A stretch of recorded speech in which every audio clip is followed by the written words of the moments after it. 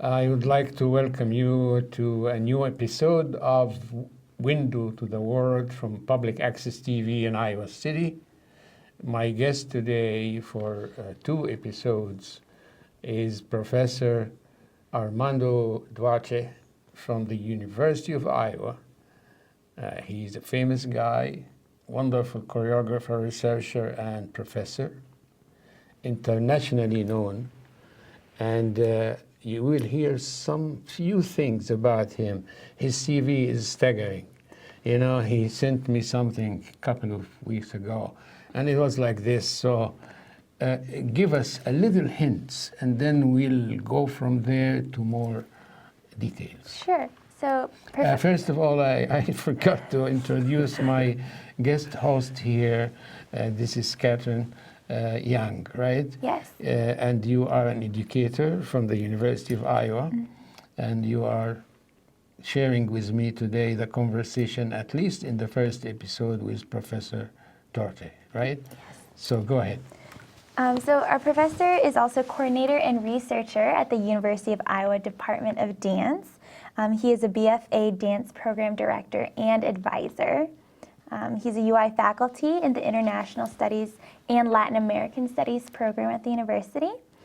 He's a UI track coordinator for the Global Artistic Tradition and International Studies program. He's a UI program director, and he leads a winter program in Brazil every other year for the Office of Study Abroad. He has a BS in physical education from the University of Sao Paulo and an MFA dance in New York University in Tisch. So. And backstage, you were talking to him about Tisch, right? Yes. So what were you talking about? Tell us before he starts talking. Well, I met someone who graduated from NYU, and he talked very highly of the Tisch program. He was in Stern, but I recognized that right away when I saw that on your cover letter. So. Armando, you were born in Brazil, the great nation of Brazil. Yeah. And you came to the University of Iowa in 1993. Exactly. And you brought with you all this cultural richness of the Brazilian culture. And that's a combination of African, Indo-American, local Brazilian, Native American, Asian, everything is there, Portuguese. And you brought all this to the University of Iowa, and you were a pioneer. I remember seeing the first choreography that you did, and I was stunned. And I was at the time doing some journalism, but I was teaching at the College of Medicine at the time. And I didn't have enough time to interview people, but it was in my dream, and I'm happy that I lived till the moment I was able to interview you on the Press Citizen, as I think you have. Yeah, I actually have a picture that you drew. Yeah, that's a portrait I did for you. And it was. It looks like me, though. It's quite nice. Thank you. At least you smile. So now it's your turn to speak. Well, tell us something about you. Yeah. Well, there's so much to say, not exactly because it's about me, but I think as you evolve into life and you grow older, and I feel like I'm in the mature years of my life. So the gift is that you look back and you see what you have done and what you have learned with your mistakes, what you have achieved, what you're still aspiring to do next. And so, but I would like to start this conversation first saying thank you, honey, for being so kind with your words and for this opportunity. I feel privileged to be in your presence. I've seen so many people that passed by this studio that spoke with you about their lives and their work and the significance for the academic community as well as for the local community. So it's a privilege to be here. Thank you. I sincerely appreciate your kind words and your recognition. Recognition is always welcome, especially if it comes as a surprise. And so they're gifts that I carry on with me. So I'm humble enough to understand that I still have a lot to learn and progress. But when recognition such as yours come, I am also grateful for the opportunity. So thank you. Thank you, Catherine, for the introduction. Now, this charming accent here, as I like to refer to when I talk. So we you guys, both have it. She doesn't. yeah, it makes us quite charming, I would say. So you folks at home, so bear with us here. I learned from my former chair, Alicia Brown, the one that was the chair of the department when I was hired. It's like, your accent makes people pay attention when you say things. I was like, good, this is a good thing. I want to use that too. So anyway, Brazil, all right? Brazil. God, it has been almost 25 years that I moved to America, that I made this land, my land, that I adopted this land and was adopted by. And every year, I always thought, what is it that made me come here? Curiosity, excitement, the arts, combination of everything. And I still don't have a definitive answer for it. I think the beauty is in the search. So, but more and more, I had also to look at myself as this Brazilian individual. And in looking at myself, to try to understand who is this guy, what it means to be Brazilian, what do we have that is so special or not?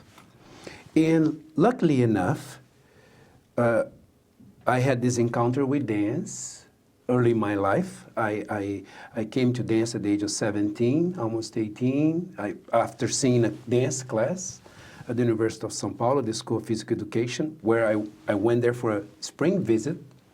And at that time, I was playing soccer. I was a goalie, like Brazilians love the game of soccer. But we're not going to talk about this now, since the last World Cup. We're kind of having a humbling experience now, just kind of let it go for a while, But anyway, the point is that I encountered dance, and it was a pivotal moment, and there was no doubt in my heart, in my mind, that that's what I wanted to do. So almost 40 years have passed since then. And I built a career in Brazil, well educated, with the right people at the right time, in the right place. I was honored with the presence of the dance artists that I had the privilege to work with. And then my curiosity, along with the opportunities we had with the Cisne Negro Dance Company, that's the company that I danced for 15 years in Brazil. Cisne Negro means Black Swan. It's a contemporary dance company based in São Paulo. We had the opportunity to tour nationally several times. I did more than 600 performances in the course of 15 years. And within that, I also had the opportunity to come here a couple of times and to go to Europe. Always dancing. But I also had the opportunity to come here by myself because I was really willing to learn more and to go to New York City and take classes and all that. My first trip to the United States was in 1981, which I spent 3.5 months at Ailey Studios or other places in New York City with wonderful people, which I learned so much. To make a long story short, I always had this curiosity, and it happens that in 1989, I was invited to be one of the participants representing Brazil at the time at the International Choreographers Workshop at the prestigious American Dance Festival. There were 17 of us from all over the world, and there was Armando from Brazil. And that's when I first started to realize my desire to move it here to continue perhaps the next chapter of my career.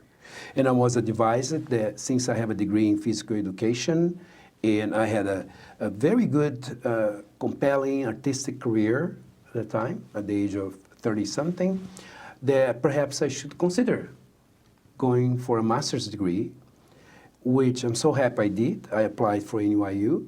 I received a fellow in Brazil, and I moved. I sold everything I had. I said goodbye to the company. No girlfriend at the time, so I was kind of a single man. And then I moved to New York City to pursue my dreams about investigating in depth dance in the U.S., modern dance, for that sake, and within the environment of Tisch School of the Arts, the Department of Dance there, the dance program, which is phenomenal. And following that, to make a long story even shorter, I decided to stay, did my practical training, did several dance projects in New York City, my own, collaborated with other dance artists as well.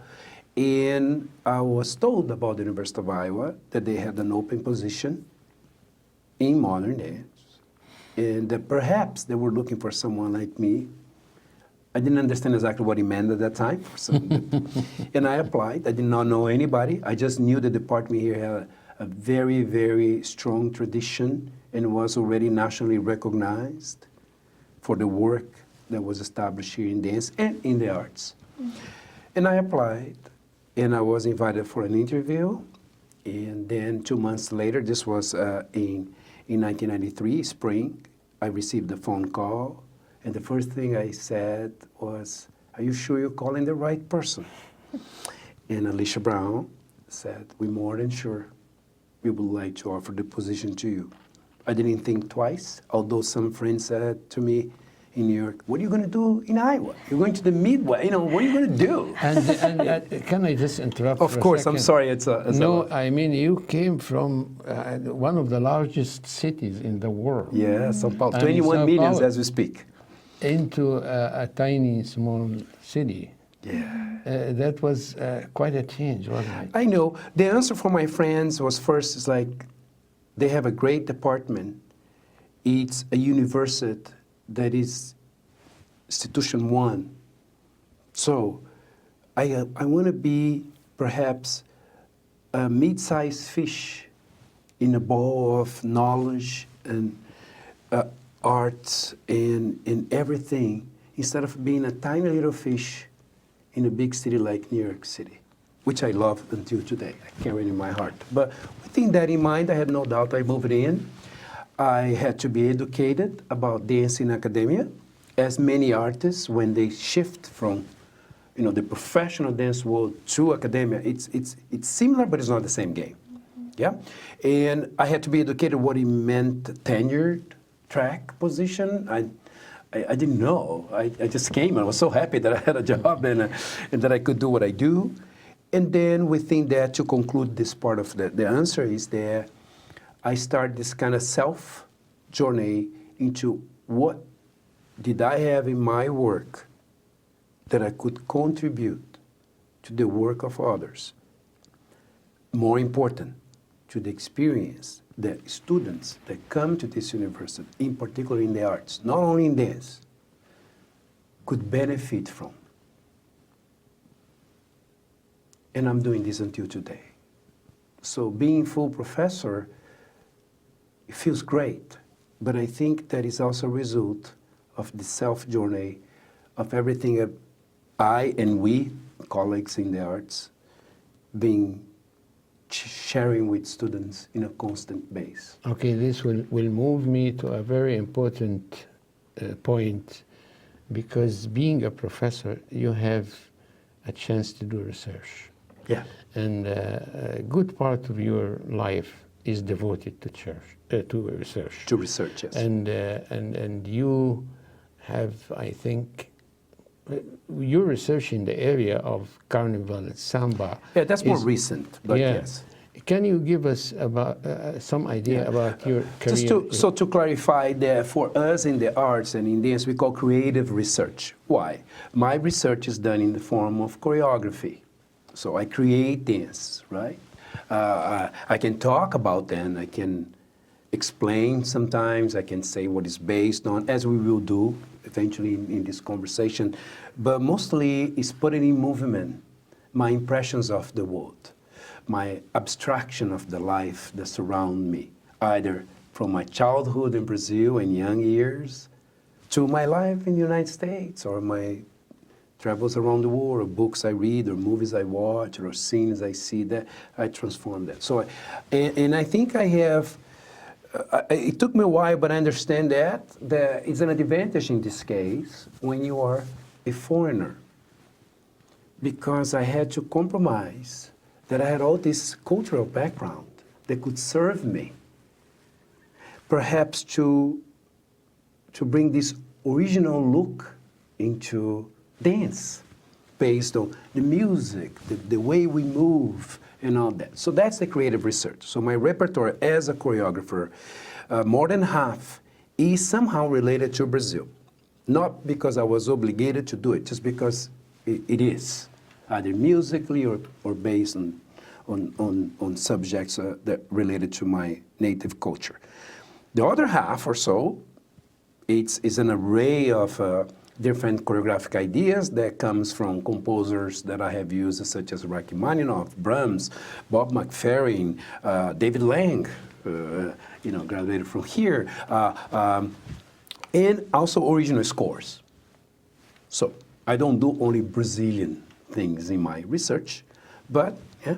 Now, the samba and the carnival, it's more recent. It's from 2008 to now, actually, where after a trip to Brazil, where I gave myself the gift of going to Brazil and participating in a carnival parade after 18 years in the US on the freezing winters, because carnival happens in February and it's summer in Brazil.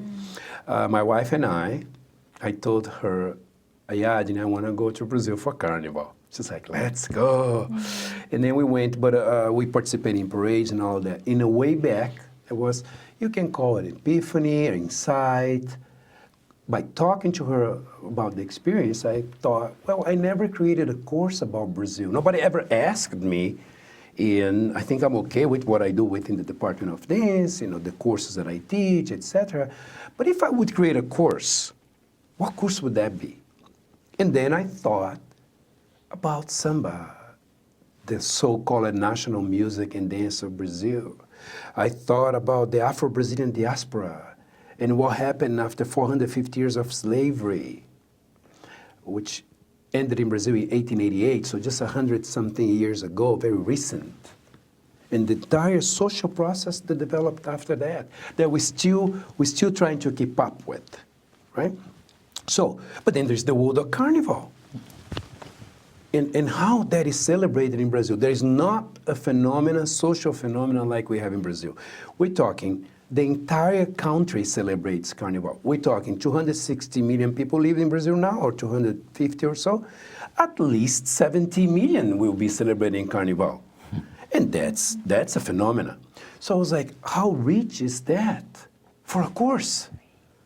And of course, as a dancer that I am, God, theory and dance. We're going to talk about samba, and we're going to move to the samba. The students will look at a video of a certain aspect of a carnival parade, and we're going to put that in motion. But then the best thing, since this is a popular culture, meaning people celebrate, it's not about knowing the dance or knowing this or being an expert in terms of, it's like it can be open to anybody. So I started this research, educating myself.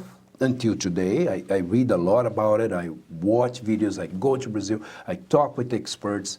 Really, I was like, first advantage, I am Brazilian, I can talk about this, but I'm not an expert, so I have to educate myself, so I can share with the students in a level that is expected for any course, a Gen Ed level. So. And you take some of your students with you. Yeah. Tell me about this. So then the conclusion of these thoughts that I shared with you is that I ended up creating two courses. One, it's titled Brazilian Culture and Carnival, which started as an elective and now as a Gen Ed, has been 3 years already. We started with 8 students, now we have classes up to 35 students. It's a privilege. And from all areas. In the university from different majors. And in addition, I went to the Office for Study Abroad in 2008 and said, look, this is my idea. I want to take students to Brazil, to the cities of São Paulo, Rio de Janeiro. Now we're doing only Rio for different reasons. And I want to share with them the experience of the making of the carnival parades, the so internationally known carnival parades. And basically, we have this blessed opportunity to go to Brazil, and for 4 weeks, we have lectures with drum directors, samba dancers, composers. We go to the Museum of National Heritage and have lectures on the history of Brazil. How long this trip is? Like 4 weeks, three and a half, almost 4 weeks. So like this year we leave in December 26. It costs a lot of money. and then we come back January 18. Depends on where the Martin Luther King weekend there. Okay, the costs vary. Like right now is an advantage for us. Unfortunately, Brazil is not doing well economically. Right. So $1 is almost like 4.5 reais, which is a Brazilian currency. And an average cost can be, it depends on the personal expense of each student, but I would say around 5,000. And the students that go on that trip, are most of them your dance students, or are they from this new course that you developed 3 years ago? Everywhere. Half of the population that have been to Brazil with me, they have taken my course here. The course here is not a prereq, but of course they get so excited about Right. it because then it's the cherry on the top of the cake. Going to Brazil after taking the course here is like, wow, you know, it's true, everything you said, look at this. You know, plus of course we have all the touristic attractions. We go Christ the Redeemer, we go Copacabana Beach on the New Year's Eve, we go to Ipanema Beach, we see the birthplace of Bossa Nova, you know, all that stuff. And also there's something unusual about the course, which is like my lectures, because I give lectures there too, they're done in the most informal places possible. Let's say we go to the Sugarloaf, this really nice sightseeing by the Guanabara Bay, as we call. For those that saw the animation movie Rio, the opening image, you have the forest with the birds, and then you see Sugarloaf. Okay, there is an electrical cable car and all that. So we go there, we visit, take pictures, blah, blah, blah, have lunch, and then we sit down in an area, and I give a lecture about the Afro-Brazilian diaspora. So the students love that experience because they can do both, you know. Armando, before backstage, when Catherine was getting ready to be my guest host today, her dad knew that she's going to interview you. And he said, Brazilian people are fond of fun. They love life. Thank you. And he used this term, and I was like, yeah, it's true. Because one of your shows, one of your choreographies was about the disaster of dry season. Oh, yeah. In the dry lands of Brazil, yeah. the so-called sertões. Yeah, and you made a beautiful, of course, I always describe your choreography as poetic choreography. You describe this human tragedy with dancing. It's just amazing how you did that. And I want you, before you leave this part, because you talked about how your students were impressed by the fun part, you know, how Brazilian people can overcome their tragic life with such joy and such expression, and still dance and still play music and play drums. Give me a little bit. Yeah, perhaps one of the things I learned in the world of samba and carnival and looking at Afro-Brazilian diaspora, it's perhaps one of the equations here for the answer, which is like, how can these people, or how can we, because it's true, I've been an American citizen since 2009, so, but of course I'm Brazilian in my heart, but to do the best from little.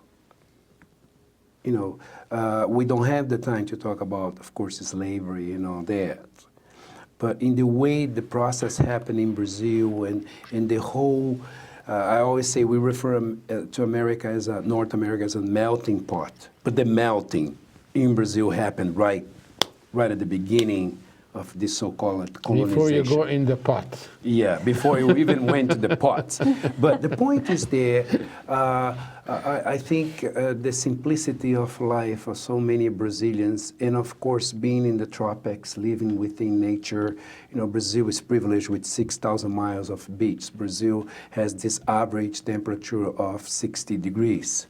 You know, the rainforest, which is 3/4 of the country with 5 million people in it. So it's nature at its best, rivers and all that. I think that it's a contribution for this way of view life as a simple thing. Now, when you think about the material world that we live, we think about industrialization, the development. Brazil until recently was called like the third world. You know, there was an expression that someone invented somewhere, the third world country. Now it's a a nation in development, right? The development. Developing. Developing, yeah.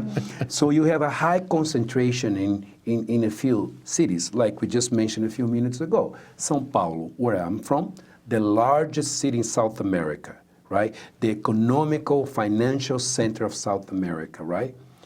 21 million people. So if the population of the country is 250 million, you have 10% in one city. Rio de Janeiro, almost 15 million. And then you have, of course, Recife, Belo Horizonte. So the bulk of the population is living in these big cities, right? Which brings a lot of endurance. Those are environments that you really have to fight for your position, for education, for become significant, if I will. You know, our idea of having a better life changed so much since 17th century or so, right? So why am I mentioning that?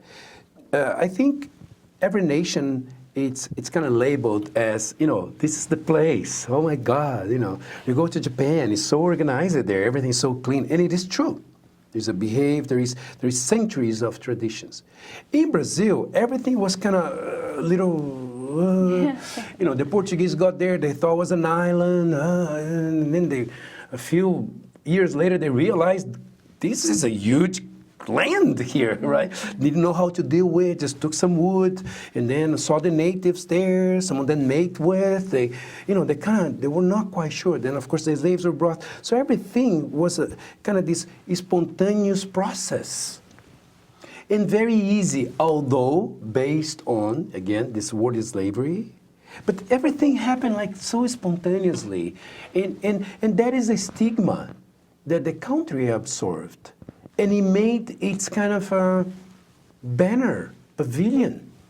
Oh, in Brazil, everybody's happy. Oh, in Brazil, we party all the time. It's like we never work. For God's sake, no, we work very hard. But it seems that Brazilians also have a way to look at life, that we're not here for too long. Let's celebrate.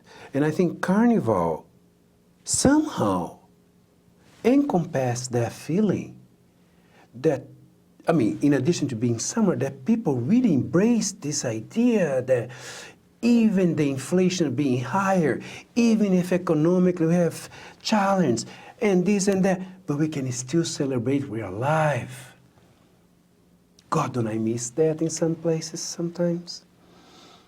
That we celebrate the fact that we're here, and just for that is significant.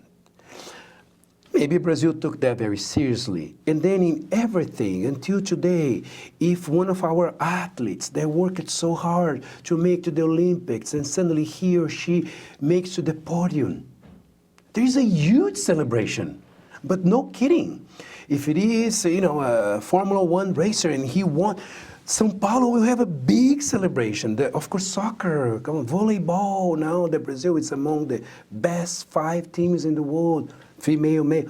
There is always a means to celebrate because we know how hard it is to get there. So coming from such a rich perception of life, when you're coming from one of the biggest cities in the world and then transitioning to your life in New York, and then even from New York to Iowa, how has your being pure Brazilian affect the communities that you're involved with? Well, I would be too pretentious that my being, you know, will affect the communities. I think you have, like I said earlier today, you have to recognize who you are. It's a life process. Within that, I heard once when I was American Dance Festival, someone said, you know, I taught classes there and all that, and someone came at me older than me, one of my mentors, Stuart Holtz, actually, former Martha Graham dancer. He said to me, Armando, you know, if you want to really come to this country, I mean, you teach modern dance, very nice, you have this vibrant personality and all that, well done. And you have a career, your CV is impressive, you're young, and you know, all that. It's like, but you have to think seriously about your cultural background, because that's going to be perhaps your passport. That's what is going to make you original. Treasure. You know, so then I never forgot that. But I had to understand how I could process that.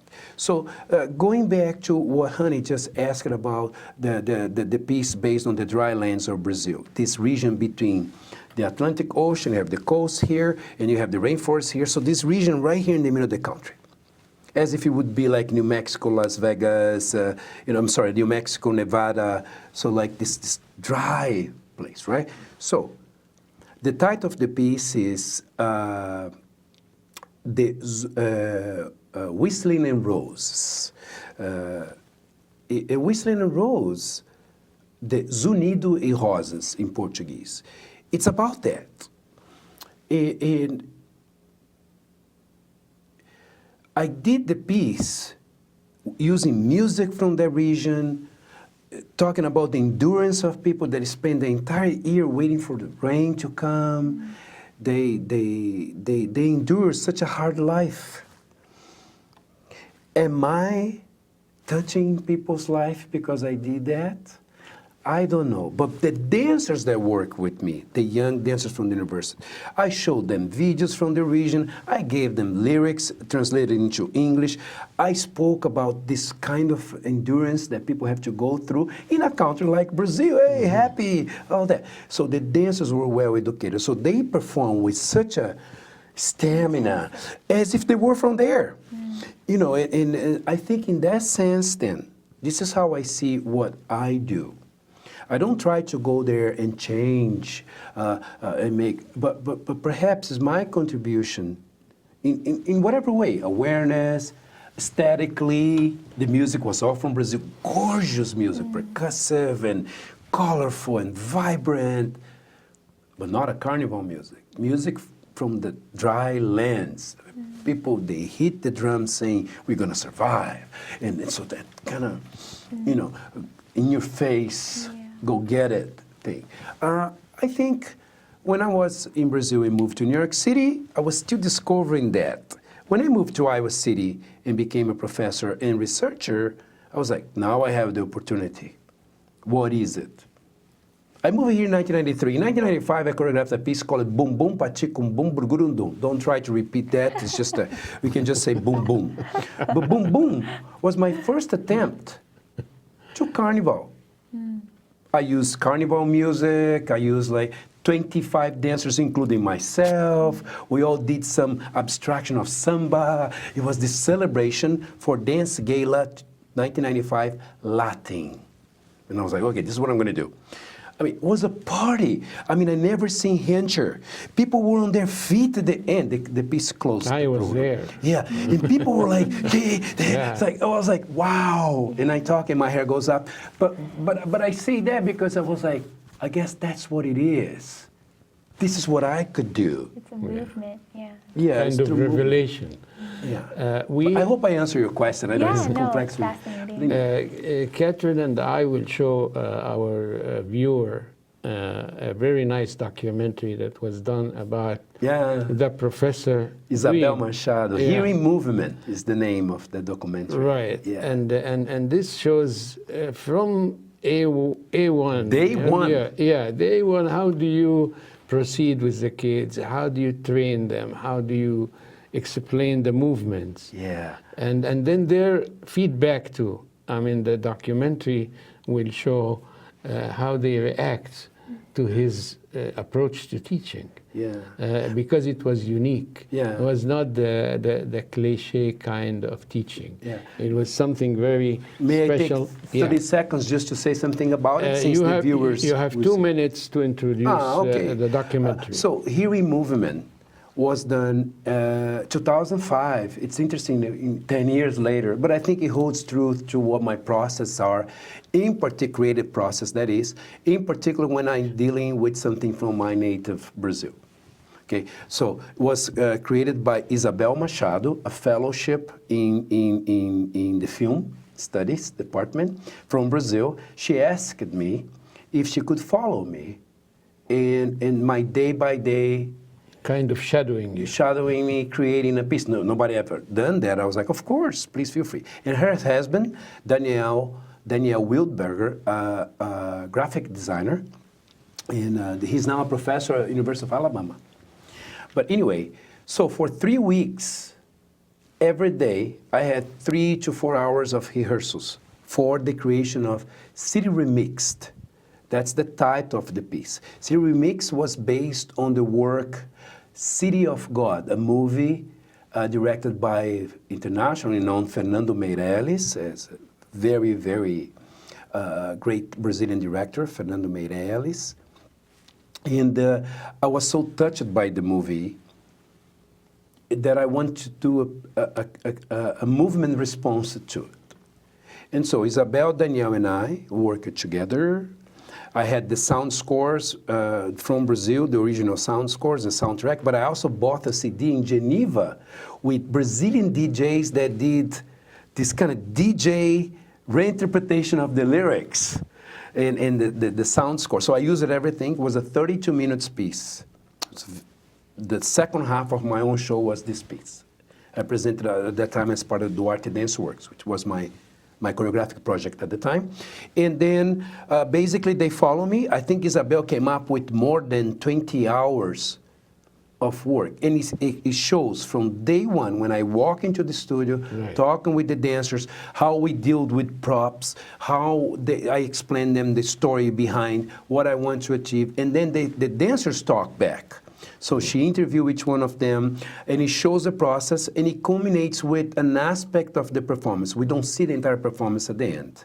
But it's 23 minutes, and I think, humbly saying, was quite another recognition that I was so happy let us celebrate together and watch right now. I hope you enjoy that. Yeah. And thanks, Isabel and Danielle. Thank you, Armando. We'll see you in another day for another show. Thank you. Once again, thank you, Catherine. Thank you, honey.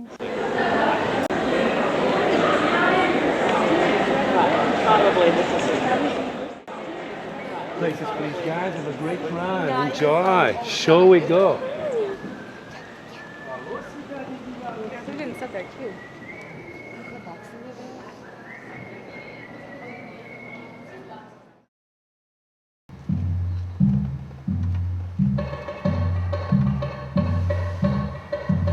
You know, no matter how many years I perform, I always get nervous, like the night of the show. You know, that second before I go on stage, where you feel like you have to go to the bathroom even though you've gone 4 times.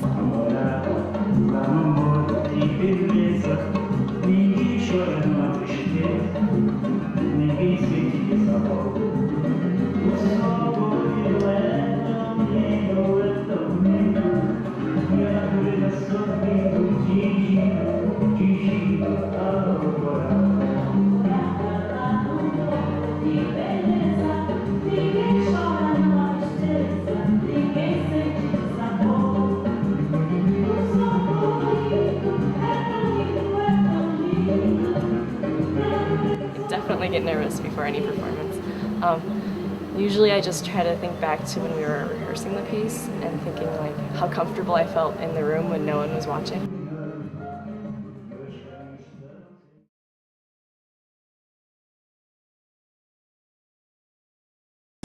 No, let's not do it. Let's just go 1, 2, 3, 4, 5, 6, 7, 8, 1. 1, 2, 3, 4, 5, 6, 7, 8, 1. I think we won. Okay, can we try that one more time?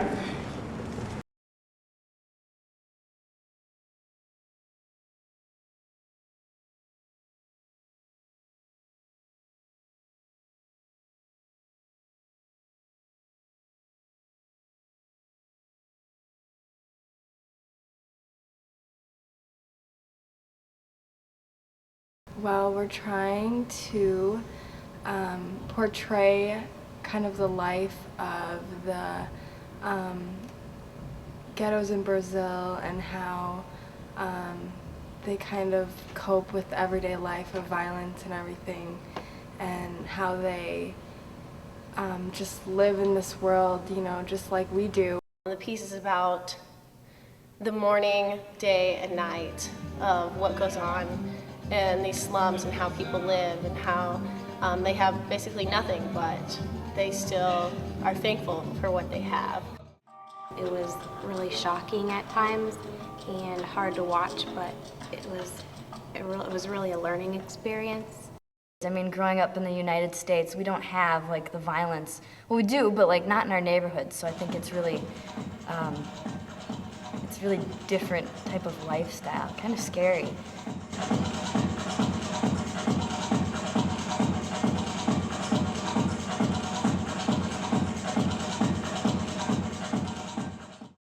It makes you realize how lucky we are, and to sit there and put your, like, to think about how you would react to certain things.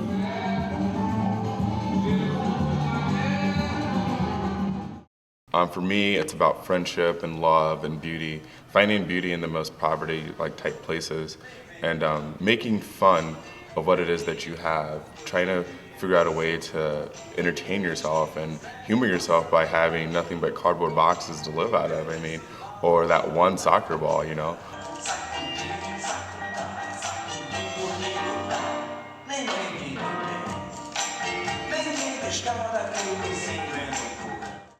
Just the fact that, I don't know, as humans we could all kind of relate on the level of happiness and hope, that it kind of made the whole movie a little less foreign.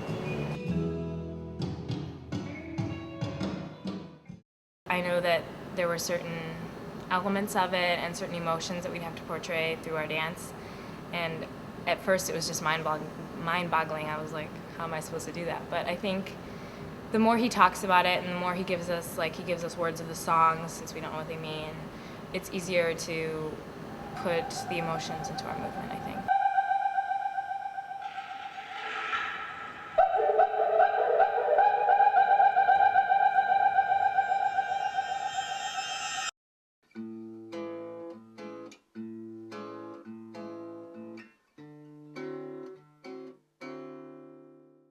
In my work as a choreographer and being Brazilian myself, even though adapted this life in the United States for the last 15, almost 16 years of my life, one of my commitments is, besides my creativity as a choreographer that I hope is a universal one, so I work like any other choreographer around the world, the fact that I am Brazilian and that is so much part of me, my culture, allows me to sometimes bring themes that I can not only create movements for dancers and create dances for an audience, but also share with the dancers some aspects of my culture.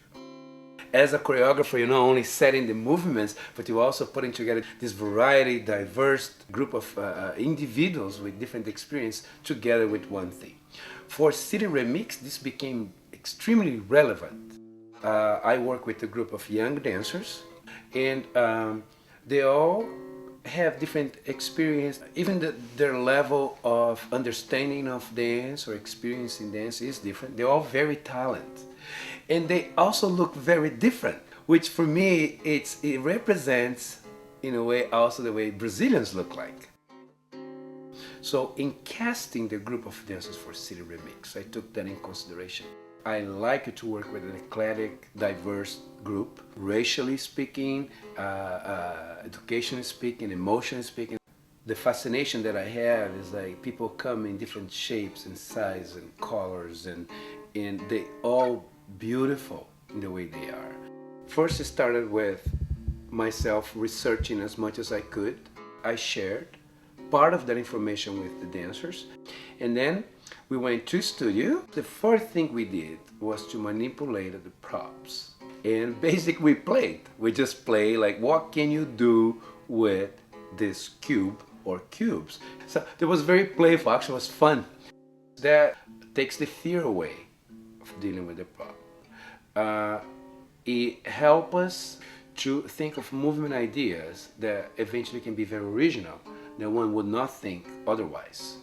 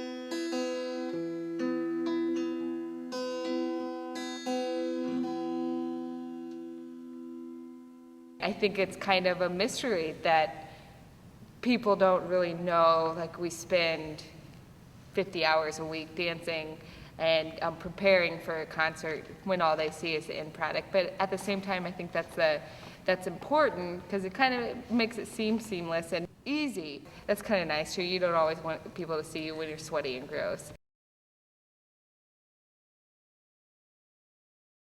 I'm struggling to get these combinations that he's throwing out, and I'm struggling to understand his accent sometimes. But learning his passion that he has for it and how it moves him to see us move, that makes me want to perform a little more and work a little harder.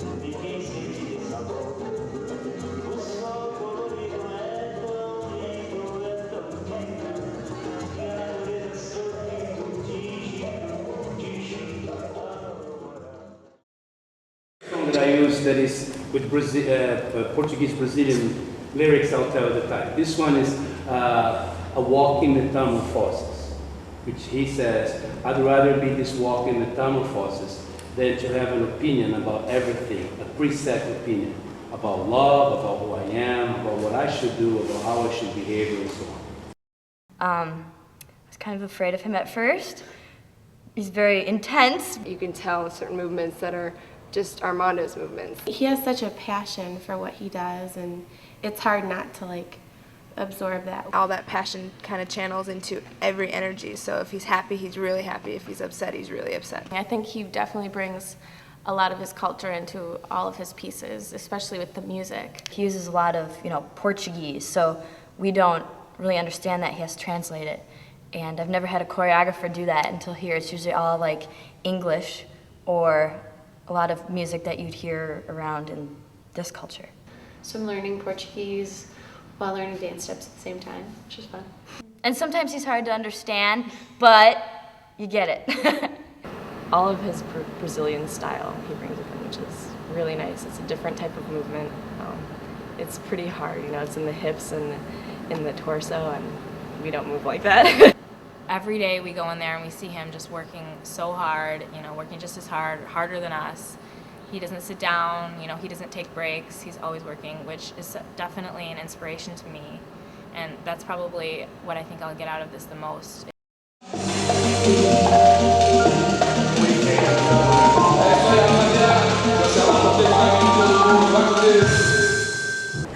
That's the film right here. This is it. The rest of my career. Okay.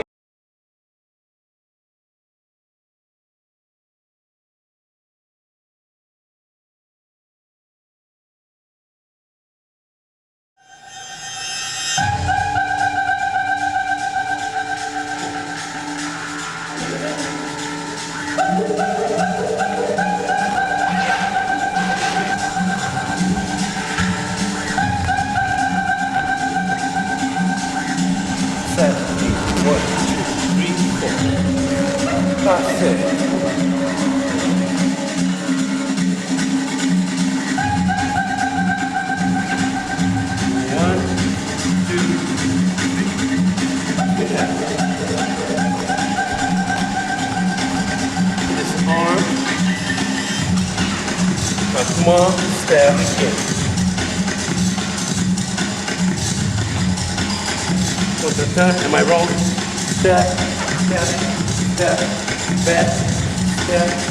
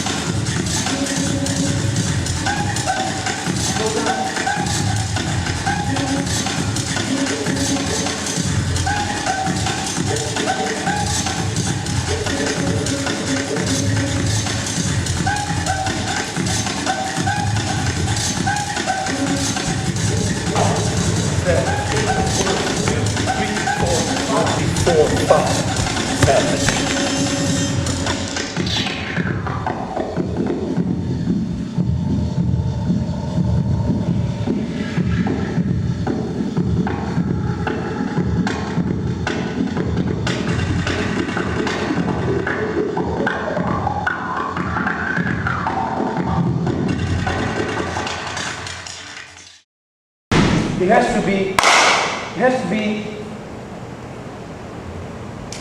it can be, you know what I'm saying, guys? Otherwise, your rehearsal is not worth.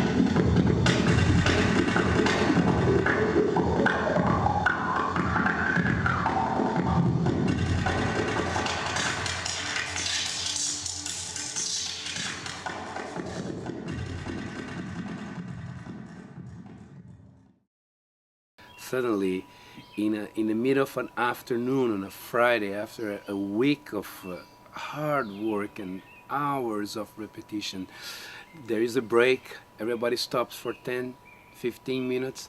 Then I'll say, okay, let's go from the top, or let's go from this part. And you see this amazing amount of energy that suddenly they just stand up and they do it again and again. And you see this once, twice, and again and again and again, and it's kind of a flame that for me, it's always on. It never goes off. And I think in trying to keep that flame always on is what makes an artist as that's what it keeps an artist alive in you.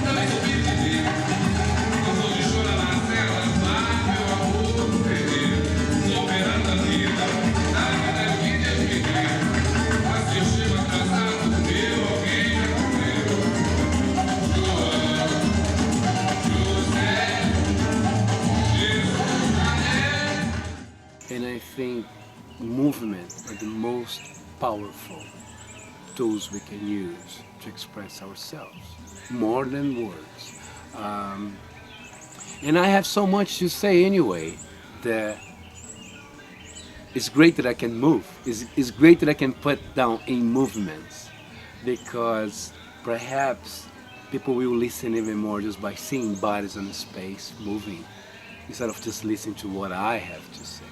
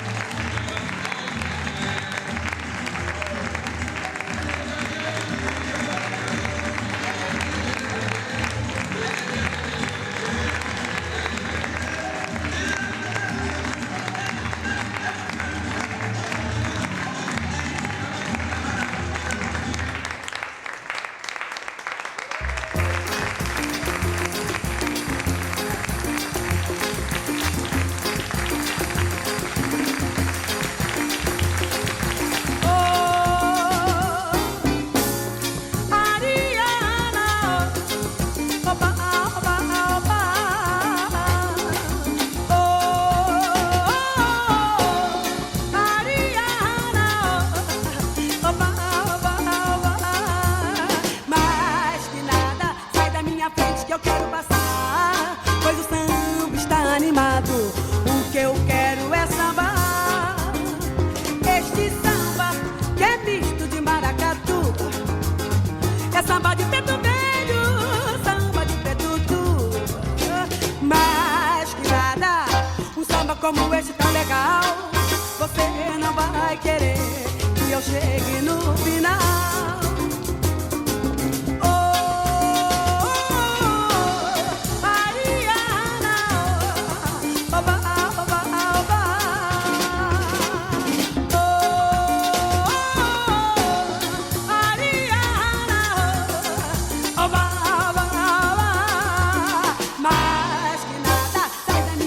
Que eu quero passar, pois o samba está animado. O que eu quero é sambar.